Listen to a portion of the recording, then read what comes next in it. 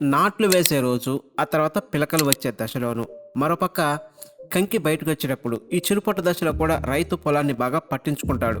కావాల్సిన ఎరువులు మోతాదు కంటే కూడా ఎక్కువగా వేసి పంట పొలాన్ని బాగా చూసుకుంటాడు. ఇక చిరుపొట్ట దశలో ఆఖరిగా ఒకసారి ఎరువులు వేసి పంట పొలంలో చేయాల్సిన పనులన్నీ క్లోజ్ చేసి ఇక పంట అర్రుంచితే మిషన్ తీసుకెళ్లి కోయడానికి రెడీగా ఉంటాడు. కొన్ని ప్రాంతాల్లో రైతులు ఈ కాండం తొలుచు పురుగు అంటే ఊసతెర అంటారు కదా, ఈ పురుగుకి మరోపక్క మెడవిరుపు తెగుళ్ళకి మందులైతే కొడుతుంటారు. కానీ ఇప్పుడు నేను చెప్పబోయే ఈ 2 మందులు స్ప్రే చేస్తే మీ పంట పొలంలో దిగుబడి 15-20% గ్యారంటీగా పెరుగుతుంది.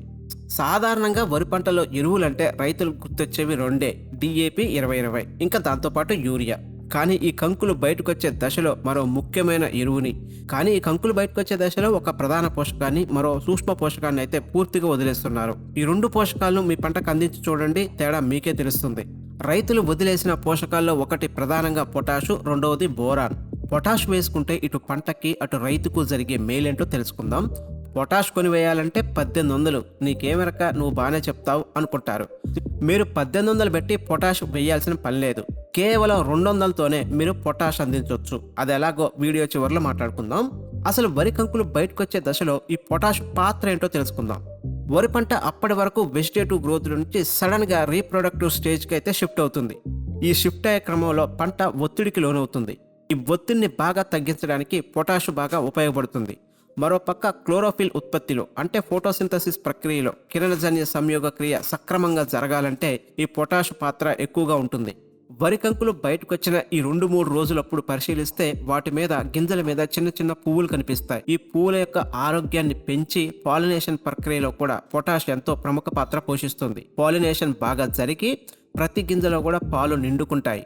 అదేవిధంగా గింజలన్నీ కూడా గట్టిపడడానికి ఈ యొక్క పైన ఉన్న పువ్వులు చాలా ఇంపార్టెంట్. పాలినేషన్ సరిగ్గా జరగనప్పుడు ఈ మొదట్లో వచ్చే గింజలన్నీ కూడా తాలు గింజలుగా అవుతాయి.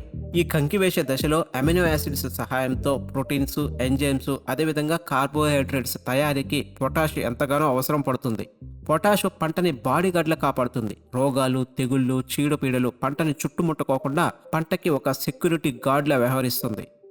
కానీ రైతు ఈ దశలో కేవలం ఒక యూరియా కట్ట వేసి పని అయిపోయింది అనుకుంటాడు.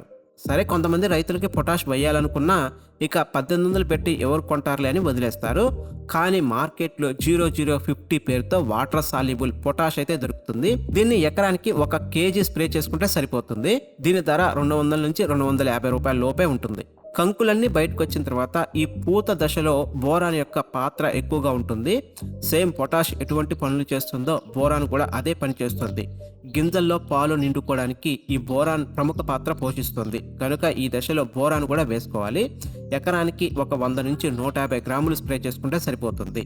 మనం ఈ యొక్క కాండం తొలిచే పురుగుకి, లేకపోతే మెడవిరుపుకి, లేకపోతే కంకినల్లికి మనం మందులు స్ప్రే చేసుకుంటాం కదా, వాటితో పాటు ఈ 2 మందులు కలిపి స్ప్రే చేసుకుంటే ఇక ఆ పంటకు తిరుగుండదు.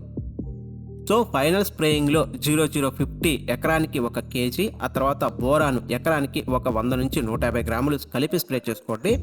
వీలైతే ఈ దశలో జింకు కూడా, చిల్లేటెడ్ జింకు కూడా కలుపుకోండి. జింకు లోపాలు ఉన్నప్పుడు కూడా చాలా ఇబ్బందులు తలెత్తుతాయి. కనుక జింకు విషయానికి వస్తే అది కూడా ఎకరానికి 100 గ్రాములు కలిపి స్ప్రే చేసుకోండి.